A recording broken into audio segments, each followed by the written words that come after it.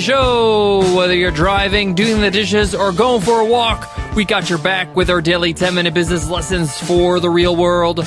I'm your host, your coach, your teacher, Omar Zenhom. I'm also the co-founder of the $100 MBA, a complete business training and community online. And today's lesson is a must-read lesson. In our must-read lessons, I share with you a book that I've read that has greatly influenced me, has greatly impacted me as an entrepreneur. I share with you its takeaways, what I've learned, and why you should read it as well.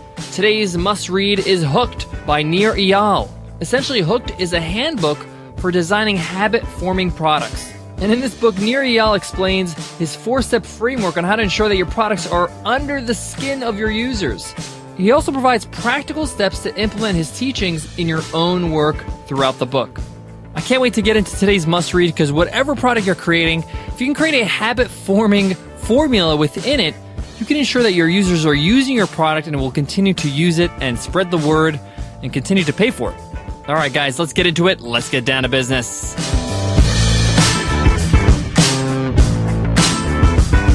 Today's episode of the $100 MBA show is sponsored by SumoMe, the #1 tool for growing your email list and increasing your website traffic. Best of all, SumoMe is absolutely free. You have nothing to lose. The only regret I had when I started using SumoMe 2 years ago was not using it earlier. So head on over to SumoMe.com and install their software. It's fantastic. Again, it's SumoMe.com. Again, Hooked is a great book when it comes to designing any product. It reminds you that if you can create some habits within your product, it will allow customers to go back to your product and continue to use it. This is essentially what you want. You don't want people to buy something and not use it. If they're not using it, you're out of sight, out of mind. And it's also a reason for somebody to refund. They feel like, hey, I never used it. I probably don't need this. I might as well refund it. So this is a great book to make sure people stick to your product, continue to use it, tell other people, and make it a part of their essential life. And he brings examples from the real world, real products that we all know that we're hooked to, things like Google, Amazon, and Facebook. And he dissects why these are so habit-forming and how you could do the same in your own products. All right, let me first give you my first takeaway, and it's really just the definition of what habits mean, especially when it comes to products. And he really gives a really clear definition. Habits are defined as behaviors done with little or no conscious effort. You just do it without thinking. I think Google's a good example of this. If you don't know the answer to something, you don't think twice. You just Google it. You don't know how to get somewhere, you Google map it. You don't sit there and try to think how you're going to solve this problem. The answer's right there. You've built a habit that you go to Google for that answer. Businesses that create customer habits gain a significant competitive advantage. And he explains in the book that through consecutive hook cycles, successful products manage to bring users back repeatedly without depending on advertising. This is a huge, huge point. All right, let me move on to takeaway number 2. And that's the hook model. The hook model describes an experience. And the experience is designed to connect the user's problem to a solution that's frequently enough to form a habit. What I mean by that is every time you have a problem, you should look for the solution. And if you do the same solution over and over, it becomes a habit. Every time you have that problem, you just do that. And that Google example I gave is a good one. But on your iPhone, you can open your camera with one flick without unlocking your screen. Why? Because Apple wanted to make taking photos very easy and habit-forming.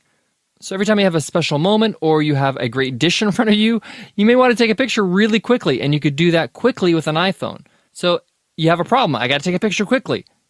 iPhone becomes the solution right away. So that's how you hook people into your products. You got to be the solution that people are looking for to a consistent problem. This is how you become a habit-forming product. All right, takeaway number 3.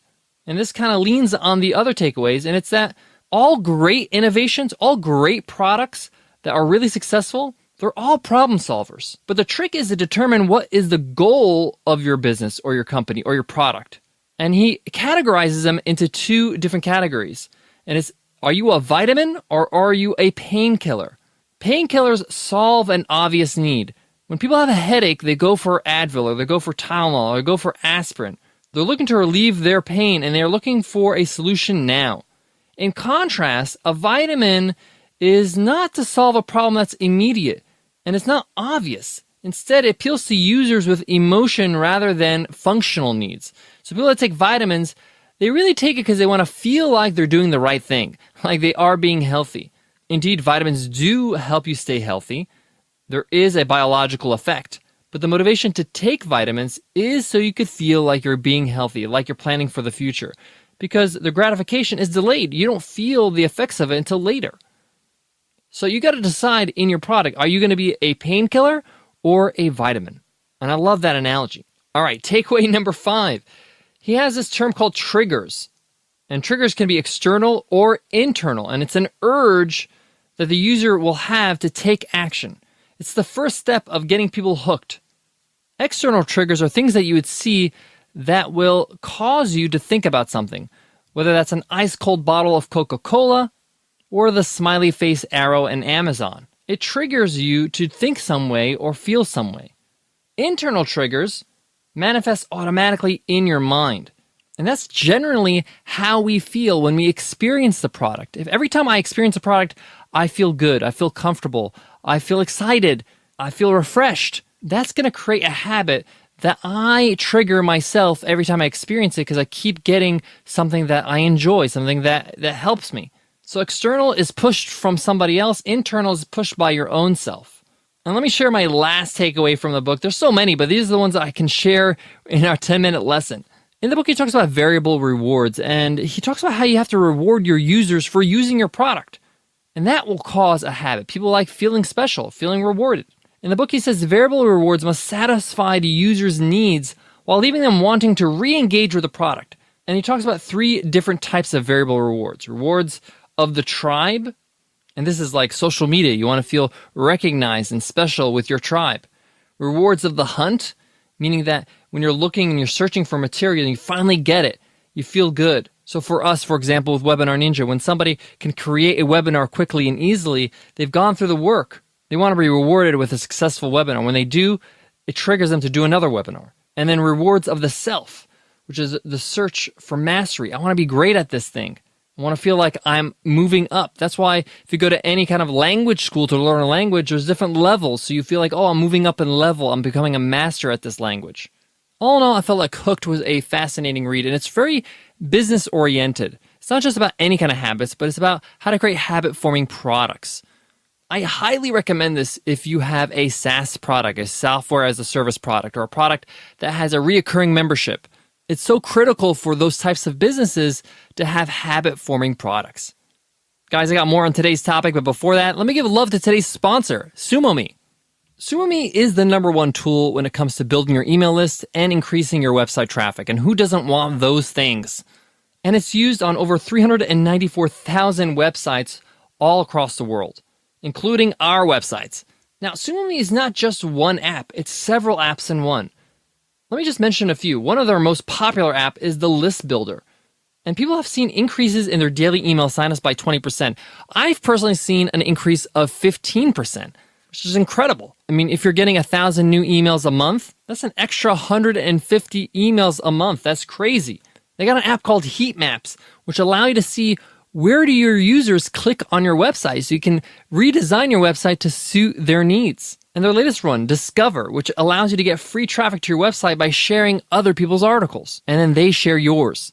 Best of all, SumoMe is absolutely free, and it works on any kind of website, so just get started. You got nothing to lose.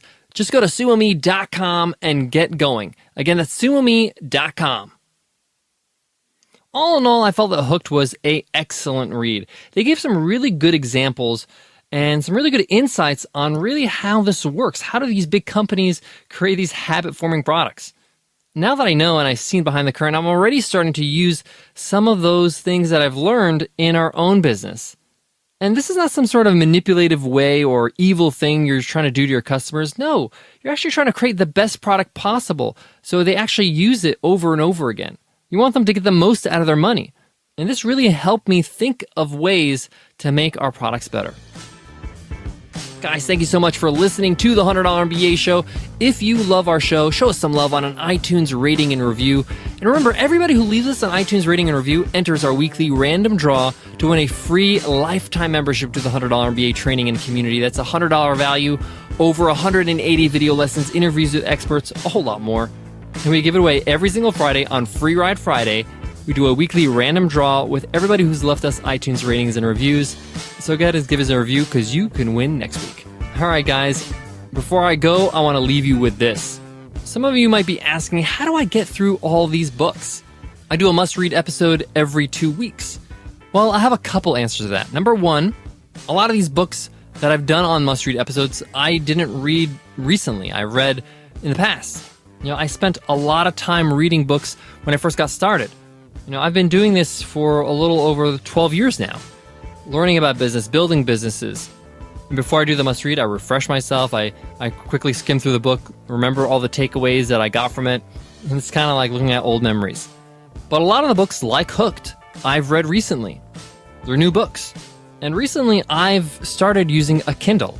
Now, I used to be a hardcore lover of the paperback, used to love it, and said I would never go electronic. But I recently moved to Kindle, and I absolutely love it. I can read a whole lot faster. I don't know why. I don't get as fatigued. I can zoom through a book on a plane ride a lot quicker. So it might be something you may want to consider if you're looking to get through some books. You may want to borrow a friend's or something and see how it fits for you. Is it something that you enjoy? Something that works for you? If so, it's definitely worth the investment.